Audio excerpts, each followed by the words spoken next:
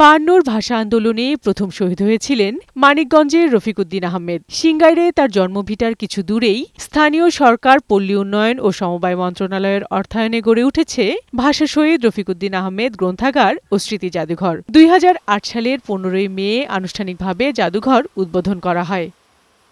দৃষ্টিনন্দন একতলা ভবনের বারান্দার দেয়ালে ভাষা শহীদ রফিকের সংক্ষিপ্ত জীবনী লেখা রয়েছে। এছাড়াও ভাষা আন্দোলনের সময়ের দুর্লভ ছবি এবং বিভিন্ন স্মৃতি তুলে ধরা হয়েছে এই জাদুঘরে। নতুন প্রজন্মকেও জানানোর জন্য তাদের গার্জেনরা তাদের ছোট ছোট ছেলে মেয়েদেরকে নিয়ে এই স্মৃতি জাদুঘর দেখতে আসে। এই জাদুঘরটা দেখতে এসে ভাষা সম্পর্কে, ভাষা আন্দোলন সম্পর্কে এবং শহীদ রফিক, জব্বার, সালাম, বরকত এদের সম্পর্কেও তারা অত্যন্ত যত্নশীলভাবে তাদের বাচ্চাদেরকে বলে। প্রতিদিনই এখানে ভাষা আন্দোলনের বিভিন্ন ইতিহাসের সাথে পরিচিত হতে ছুটে আসেন দর্শনার্থীরা। রফিক, জব্বারের এখানে ইতিহাসগুলো জানার জন্য বাচ্চাদের যাতে প্রজন্মে যাতে ওরা শিখতে পারে যে এদের ভাষা আন্দোলনের কিছু ইতিহাস এখানে আছে বা দেখবে, এই জন্যই আমরা আসছি এখানে দেখার জন্য।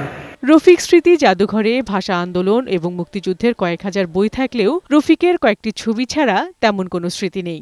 জাদুঘরটিতে ভাষা শহীদ রফিকউদ্দিন আহমেদের আরও ব্যবহার্য জিনিস সংরক্ষণের আহ্বান জানান দর্শনার্থীরা। বিউটি সমাদ্দার, বৈশাখী সংবাদ।